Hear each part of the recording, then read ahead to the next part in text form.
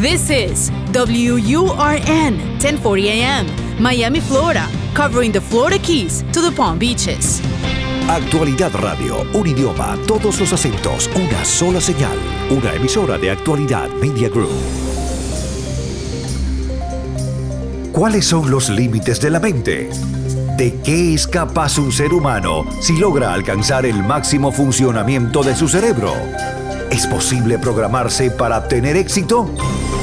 Fronteras de la Mente, con Agustín Acosta. Fronteras de la Mente. Solo aquí, en Actualidad Radio. Un idioma, todos los acentos, una sola señal. ¿Qué tal, amigos? Bienvenidos a otra edición de Fronteras de la Mente, este programa que desarrollamos los fines de semana por Actualidad 1040 para explorar todo lo que tiene que ver con esa zona, esa área misteriosa de nuestra vida, de nuestra existencia, de nuestro organismo, que es la mente, la conciencia, el alma. En algunos casos, para muchos científicos que estudian precisamente este tema, hay fronteras que hasta ahora no están muy definidas. ¿Dónde termina la parte fisiológica? ¿Dónde está la conciencia? ¿Y dónde está la parte espiritual? La semana en curso nos llamó un oyente al programa que nosotros compartimos cada tarde con Karinés Moncada, un poco alarmado porque en una edición anterior hablábamos del caso del doctor Eben Alexander y él se quejaba, el oyente se quejaba de que cómo es posible que estemos avalando la tesis de que un hombre que estuvo muerto después de 15 o 20 minutos haya podido regresar a la vida y continuar una vida normal sin tener oxígeno en el cerebro, y el señor pues no entendía eso. Y yo quiero simplemente, si el señor está escuchando, o para aquellas personas que tal vez escucharon el programa en cuestión, el programa anterior, donde hablamos de Eben Alexander, explicar lo siguiente. El doctor Alexander, un neurólogo graduado de Harvard, es un médico que tiene más de 3,000 operaciones del cerebro. No estamos hablando de un jardinero, ni de un taxista, ni de un presentador de radio. Estamos hablando de un científico del cerebro, ni siquiera un ortopédico o un oftalmólogo, un científico del cerebro con más de 3,000 operaciones neurológicas. El señor Alexander era ateo y el señor Alexander enferma de una meningitis bacterial que le destruye completamente su corteza cerebral. ¿Qué quiere decir esto? Que el señor Alexander debía haber quedado, en el mejor de los casos, en estado vegetativo, porque su cerebro fue destruido por una meningitis bacterial. Lo someten a una operación, muere durante la operación. Tiene un episodio donde su conciencia, su alma, su espíritu, llamemos como a usted le venga en gana, va al más allá. Y en el más allá le dicen que él tiene que regresar porque tiene que contar lo que vio. Tiene una experiencia sobrenatural con ángeles de luz. El señor Alexander regresa. No solamente resucita después de estar unos minutos con muerte clínica certificada por el cirujano que lo está operando y por el anestesiólogo que está en el quirófano. No solamente resucita, sino que se recupera de tal manera que hoy en día él sigue operando cerebros. Es un médico practicante, neurólogo, neurocirujano en los Estados Unidos. Por lo tanto, cualquier interpretación que pueda dar algún oyente que esté en desacuerdo con esto, yo no tengo nada que ver. Llame usted directamente al doctor Alexander y si usted quiere tildarlo de mentiroso, bueno, los médicos y todo el personal clínico del hospital donde él trabajaba, que a su vez fue el hospital donde lo operaron, han dado testimonio de que el caso no tiene explicación bajo la medicina moderna. Además de eso, el doctor Alexander ha regresado y ha escrito no uno, sino 2 libros donde plasma su experiencia. El primero se llama Proof of Heaven, la prueba del cielo. Y el segundo, Map of Heaven, el mapa del cielo. Y ahí está la lectura por si alguien lo quiere leer. Hoy vamos a hablar de otros casos, vamos a ver hasta dónde el tiempo nos permite, porque está el caso de Anita Moorjani y su curación misteriosa de cáncer.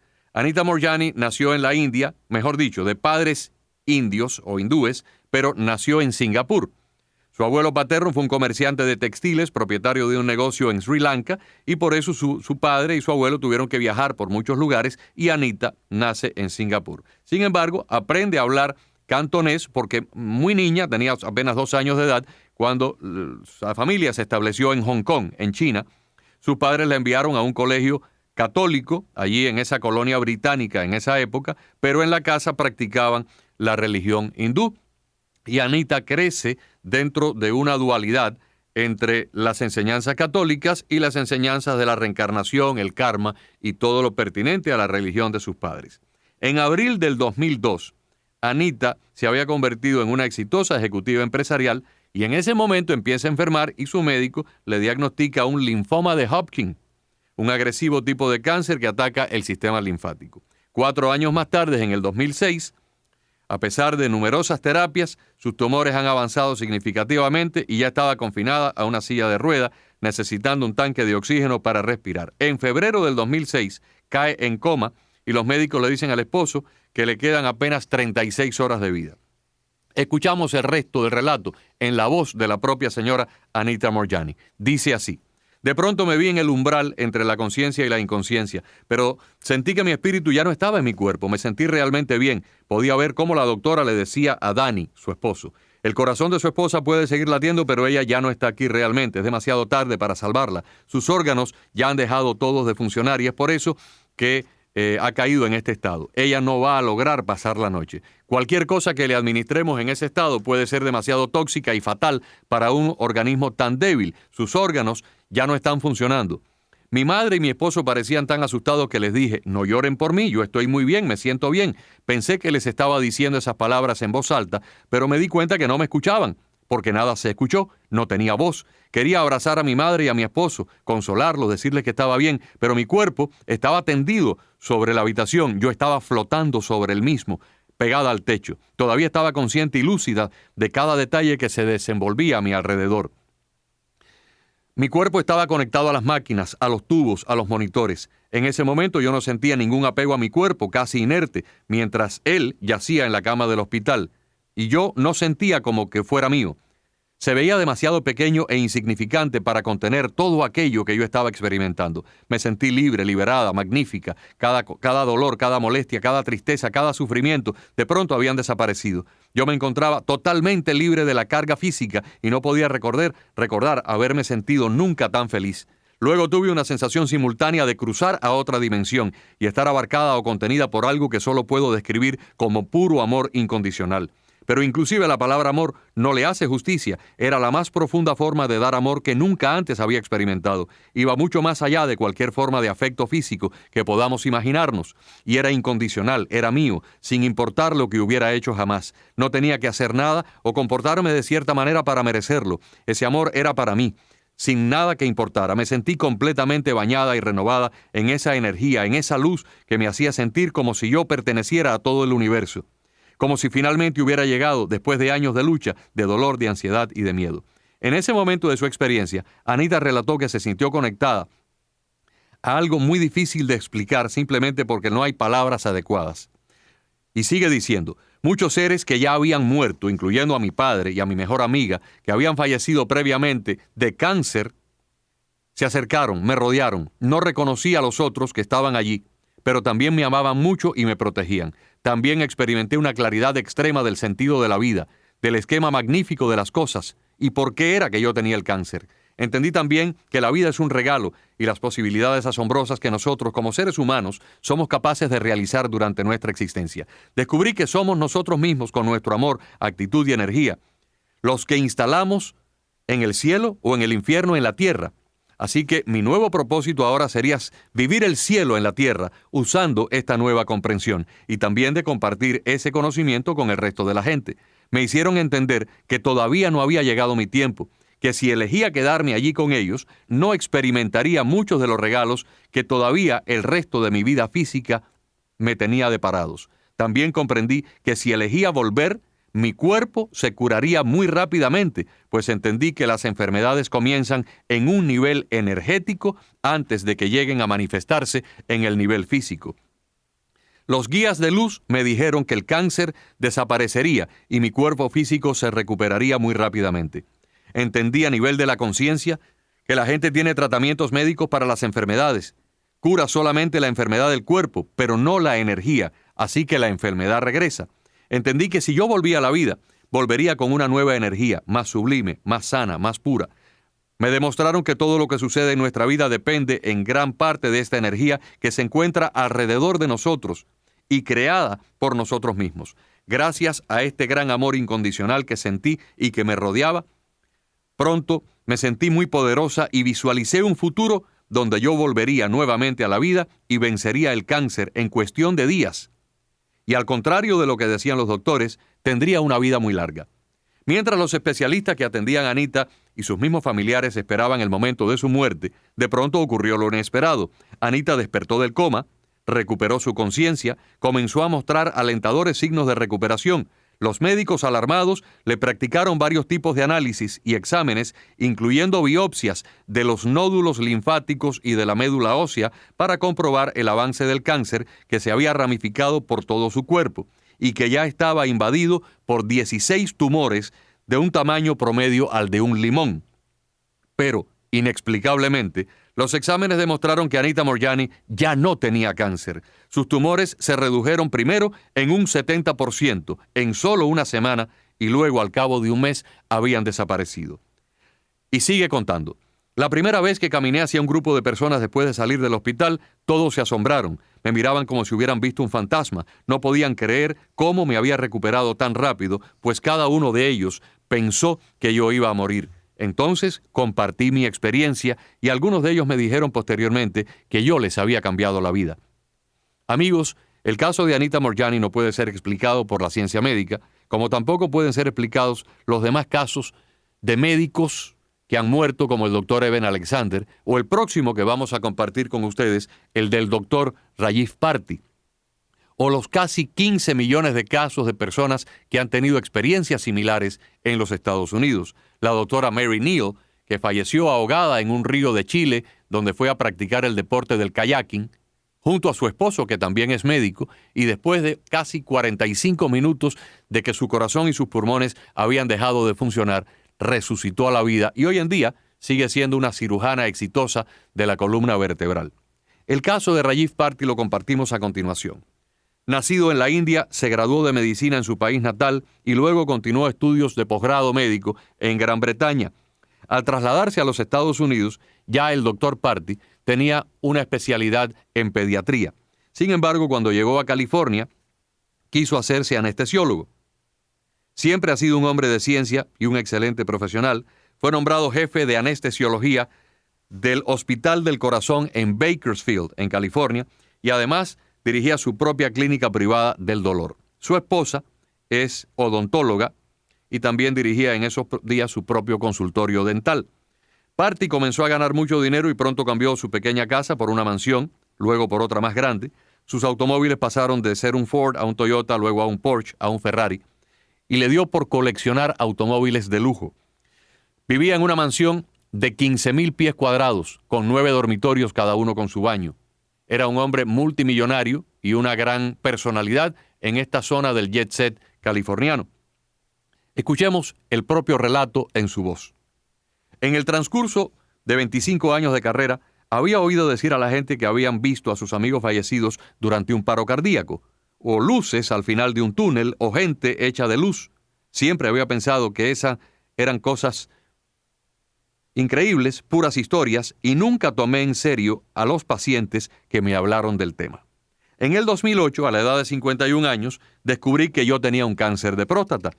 Estaba furioso con Dios.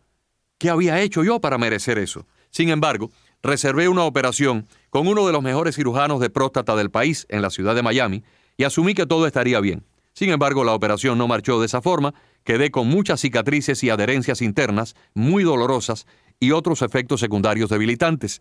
Hube de someterme a 5 operaciones en los próximos 2 años para tratar de reparar el daño, pero ninguna fue exitosa. Me ingresaron de emergencia en el hospital el día de Navidad del 2010 con una gravísima infección abdominal. La infección se había extendido tanto a la sangre que degeneró en una septicemia. Y como no respondía a ningún tratamiento con antibióticos, se ordenó una cirugía para el día siguiente. Recuerdo que salí de una niebla para ver al cirujano que se incorporaba sobre mí. Él sostuvo sus manos como una mantis religiosa, una señal de que sus manos ya estaban listas con los guantes para la cirugía. Y luego me las arreglé para decirle al anestesista que yo hacía lo mismo que él para ganarme la vida. Le pregunté qué estaba a punto de darme. Me dijo, propofol y fentanilo. Comprendí que era lo normal. El cirujano me dijo, ¿estás listo? Yo no pude responder. Me sentí alejándome, como si estuviera en un ascensor. Era la misma sensación que cuando uno se tira de un paracaídas, con una sensación en la boca del estómago. De repente me encontré flotando cerca del techo del quirófano.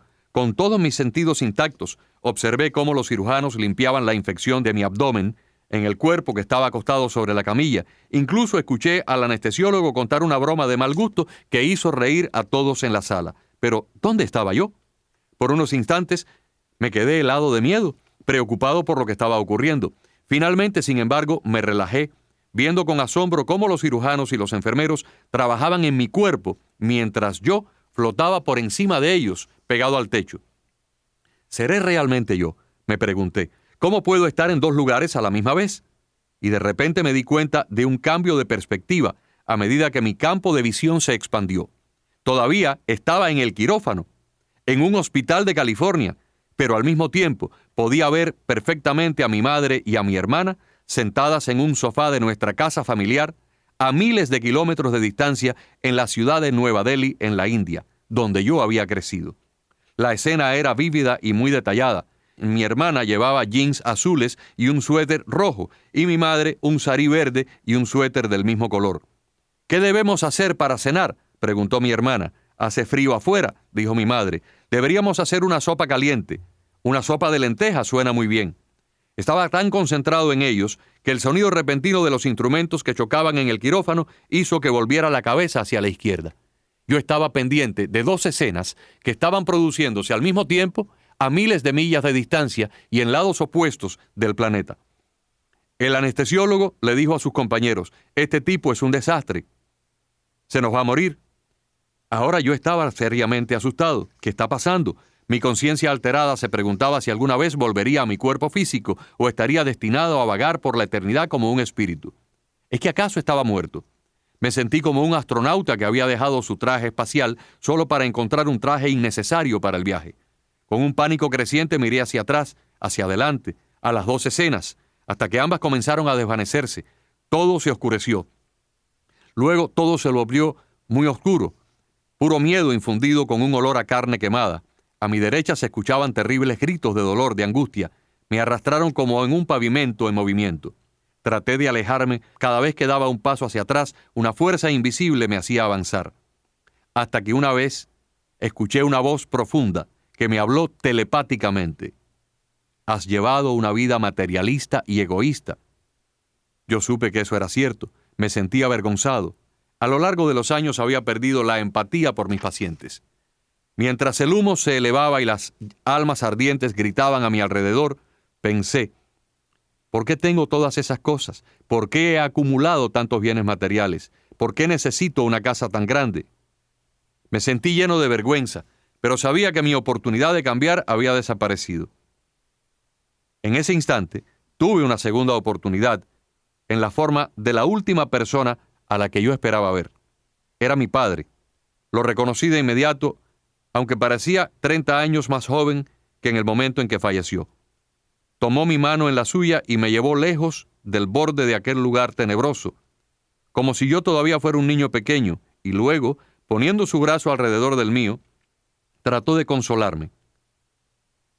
Fue la primera vez que pude recordar que mi padre me tocaba cariñosamente. Sin embargo, pude sentir sus emociones en ese momento y desde su perspectiva comprendí que todo lo que había hecho, todos los castigos, toda la educación que me dio cuando era niño y adolescente, simplemente fue para hacer de mí una persona de bien. Lo que había descubierto en la mente de mi padre no era odio, sino miedo. Se había asustado de que yo no aprovechara mis posibilidades, mi talento y abandonara los estudios, de que no fuera a la universidad. Por eso tanta tiranía. Finalmente comprendí que había nacido del amor de mi padre, y ahora era mi padre, aquel cruel y despótico en la vida, quien me estaba rescatando espiritualmente. Le miré a los ojos y mi duro corazón se derritió.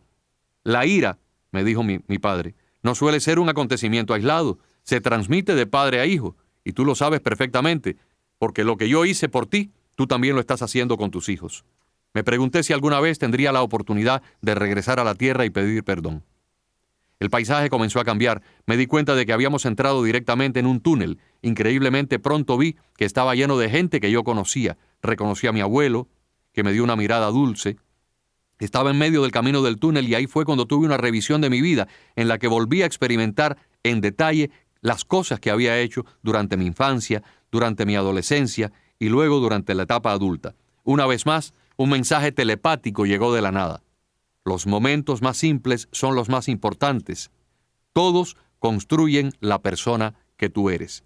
Estaba cerca del final del túnel, donde de pronto una luz brillaba más que 1000 soles. Podía sentir que me empujaba sin peso hacia ella, y antes de que pudiera alcanzar la luz, 2 formas angélicas emergieron en el túnel. Exudaban una poderosa energía mientras se elevaban por encima de mí. Se identificaron como los arcángeles Miguel y Rafael. Yo soy un hindú, así que fui hasta mucho más tarde que me enteré que Rafael es el ángel de los sanadores y que Miguel es el protector de la gente y el ángel que abre las puertas dentro de la religión cristiana. Ambos arcángeles, sin embargo, tenían una forma humana, pero brillaban con una luz infinita. Tenían una translucencia muy espesa. Miguel me dijo: viajamos a un plano más alto y luego a otro, hasta que estarás rodeado por un paisaje de luz muy clara. Rafael me explicó que en el nivel más alto estaría rodeado por una poderosa energía que consiste en el amor puro y la inteligencia pura de Dios. Es el tejido subyacente de todo el universo. La iluminación ocurre, agregó Miguel, cuando una persona se da cuenta de que el amor está en todas partes y que es lo único que importa. Sin embargo, la mayoría de las personas en la vida humana no se dan cuenta de esto hasta que salen de la tierra. Con eso, me tomaron ambos arcángeles por los brazos y nos movimos rápidamente hacia arriba, hacia un túnel, acercándonos a un ser con una luz todavía más intensa, una esencia de plata. Cuando me volvió esa luz, me sentí como estuviera envuelto en una manta de puro amor. Me sentí uno con el universo. Y el ser comenzó a comunicarse telepáticamente conmigo. Y me dijo: tienes que mirar a tu vida una vez más. Es importante que reflexiones sobre los cambios que necesitas hacer. Continuó diciéndome que yo estaba destinado a ser un sanador de almas, que la medicina que había estado practicando hasta ese momento no volvería a ser ya más, porque era una medicina destinada solamente al enriquecimiento mío. Me dijo: tienes que ayudar a las personas con problemas como la adicción, la depresión y el dolor crónico. Ya no serás más un anestesiólogo. En lugar de eso, te convertirás en un practicante de la medicina espiritual para lograr curaciones milagrosas basadas en la conciencia. Yo respondí: pero yo no tengo ese conocimiento. Se te dará. No sé cuánto más tiempo permanecí con el ser, pero mi salida fue repentina y de pronto caí a través de una niebla blanca. Por primera vez mis ojos empezaron a doler, los cerré y cuando desperté estaba en la sala de recuperación. Escuché la voz del anestesista que me preguntó: ¿cómo te sientes? Debo haberme quedado atónito porque yo no le respondí. El anestesista se inclinó una vez más y le dije débilmente: te vi durante mi cirugía, dejé mi cuerpo, floté sobre el techo y desde allí observé todo lo que estaba ocurriendo. Me respondió con gran desinterés: interesante, y en pocos segundos se marchó y nunca regresó, igual que hice yo con mis pacientes cuando ellos me decían haber tenido experiencias similares. Amigos, la Biblia dice: por sus frutos los reconoceréis. Después de recuperarse durante varios días en este hospital, y cuando ya tuvo cierta fortaleza, el doctor Rajiv Bharti fue dado de alta. Inmediatamente que llegó a su casa, llamó a su esposa, que era dentista, o que es dentista, y le contó lo que le había pasado. Y de pronto Rajiv Bharti se dio cuenta de que había adquirido en el viaje al más allá un conocimiento médico a nivel de psiquiatría, de neurología y de psicología, que nunca antes tuvo, porque además nunca pasó por ninguna academia de medicina para esas especialidades. Recordemos al comienzo de la historia que cuando él se graduó de medicina en su país, en la India, fue a Gran Bretaña, donde cursó estudios de pediatría, la especialidad que tiene que ver con niños. Y luego, cuando llegó a los Estados Unidos, estudió anestesiología. O sea, se hizo médico anestesista y era lo que hacía. Enseñaba clases de anestesia en una universidad, tenía su consulta como anestesiólogo y era el jefe de la de un hospital, jefe de la sección de anestesiología de un hospital en Bakersfield, en California. Pero nunca estudió neurología, ni psiquiatría, ni psicología. Y sin embargo, de pronto, en ese viaje al más allá, en ese contacto sobrenatural con estos seres angélicos, se le impartió todo este caudal de conocimiento que sin duda hubiera tomado varios años en poder aprenderlo en una escuela médica. En pocas semanas, después de salir del hospital, después de haber sido dado de alta, Rajiv Bharti vendió todos sus automóviles, su mansión, su colección de arte, cerró su práctica privada, renunció a su cátedra en la universidad y renunció a la posición que tenía como anestesiólogo en ese hospital. Durante un tiempo su esposa lo apoyó económicamente hasta que él pudo establecer una nueva práctica médica para curar a la gente a través de la meditación y de la medicina holística alternativa, tal como le ordenaron en su viaje al más allá. Y hoy en día, eso es lo que hace el doctor Rajiv Bharti. Ya no practica pediatría, ya no practica anestesiología, sino que ahora trata de curar la conciencia, porque hay una directa relación entre las enfermedades psicosomáticas, la bipolaridad, la depresión, la ansiedad, el insomnio, el alcoholismo y también otras manifestaciones que no tienen que ver con esto, pero que sí podemos describir como desórdenes de conducta. La adicción a los narcóticos, la infidelidad, la adicción por el juego, la adicción por la pornografía, que según nos cuenta el doctor Rajiv Bharti en su libro, tienen una directa conexión con un estado de conciencia que luego se manifiesta creando estas enfermedades. Enfermedades del alma, de un alma que está enferma y que luego tiene una repercusión o una manifestación en el cuerpo físico. Nos explica el doctor Bharti en su libro que muchas enfermedades que los médicos y los psiquiatras hoy tratan con medicamentos, con pastillas, realmente no se curan de esa forma, sino se curan solamente reordenando los niveles energéticos de la conciencia. Es un área muy complicada. La semana pasada conversaba yo con el doctor Heriberto Ortiz, un psicólogo con más de 20 años de experiencia y un hombre que está siempre en contacto con los últimos acontecimientos, descubrimientos y nuevas hipótesis que van surgiendo en este campo de la medicina, en el campo de la psicología, de la psiquiatría. Y me decía Heriberto, todavía nuestra especialidad está en su infancia, porque cada vez más nos encontramos con fronteras que nunca antes habíamos visto y que demuestran la interconexión de la ciencia tradicional con la espiritualidad, donde la conciencia y el espíritu se interconectan, se dan la mano en áreas que hasta ahora no hemos logrado entender. Ojalá que el programa haya sido del agrado y del interés de ustedes. Perdónenme que haya hablado con mucha rapidez, porque si no lo hacía no podríamos haber llegado al final de todas estas cosas que son tan fascinantes y que por lo menos nos ayudan a entender que las fronteras de la mente todavía siguen siendo un gran misterio para los científicos modernos. Gracias por la sintonía. Fronteras de la mente con Agustín Acosta. Fronteras de la mente.